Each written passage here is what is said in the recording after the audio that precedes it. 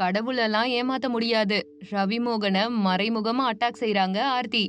ஜப்தியில ECR வீடு என்னன்றத இந்த வீடியோல தெரிஞ்சுக்கலாம். ரவிமோகன் தன்னுடைய மனைவி ஆர்த்திய விவாகரத்து செய்ய போறதா அறிவுறுத்தி இருந்தாங்க. அதுக்கப்புறமா அவருடைய வாழ்க்கையில ஏதாவது சம்பவம் நடந்தாலே ஆர்த்தி ரவியுடைய இன்ஸ்டாகிராம் பக்கத்தை இணையவாசிகள் தேட ஆரம்பிச்சாங்க.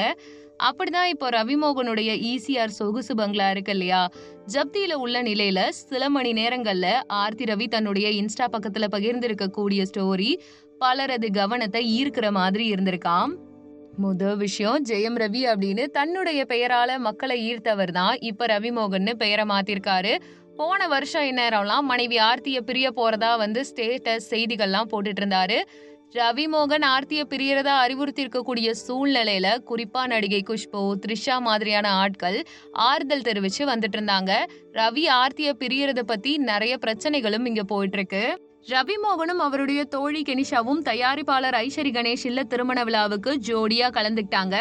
அந்த சம்பவம் குறித்து நிறைய பிரச்சனைகள், சர்ச்சைகள் போயிட்டு இருந்துச்சு. ஐஸ்வரி கணேஷ் அவர்களுடைய ஃபங்க்ஷனை தாண்டி இவங்க தான் டாக் ஆஃப் த டவுனா இருந்தாங்க. அது மட்டும் இல்லாம ஆர்த்தி நேரடியா ரவிமோகன் பெயரை சுட்டி காட்டாமலே குறிப்பிடாம விமர்சனம் செஞ்சுட்டு இருந்தாங்க. ரவிமோகனும் அந்த மாதிரி தான் பண்ணிட்டு இருந்தாரு. இவங்களுடைய இந்த கடித சண்டை ரசிகர்கள் மத்தியில பரபரப்பை ஏற்படுத்துது. மாத்தி மாத்தி ஒருத்தருக்கு ஒருத்தர் அறிக்கை வெளியிட்டுக்கிட்டே இருக்காங்க. இவங்க குழந்தைகளுக்கு பிறந்த நாள் வந்தா கூட பலருமே ரவிமோகனை அட்டாக் செய்ய தொடங்கிட்டாங்க. குழந்தைங்க கூட இல்லாம நீ தனியா வேற யார் கூடயே இருக்கியே அப்படின்ற மாதிரி இப்ப ரவிமோகன் குறித்த தகவல்கள் ரசிகர்கள் மத்தியில வேகமா பரவி வந்துட்டு இருக்கு.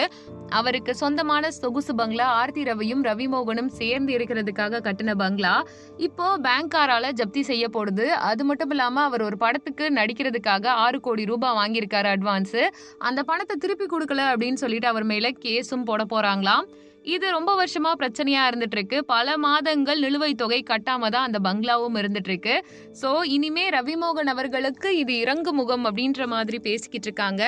எந்த வகையில எப்படி எதுவான்லாம் தெரியலங்க. ஆனா ரவிமோகன் அவர்களுடைய வாழ்க்கையில இந்த மாதிரி வரிசையான பிரச்சனைகள் சுத்தி சுத்தி அடிக்கும் பொழுது அவர் என்ன பண்ண போறாருன்றது அவர் கையில தான் இருக்கு. நீங்க இத பத்தி என்ன நினைக்கிறீங்கன்றத கமெண்ட் பண்ணுங்க. நம்ம சேனலை லைக் பண்ணுங்க, ஷேர் பண்ணுங்க, சப்ஸ்கிரைப் பண்ணுங்க. தேங்க்யூ.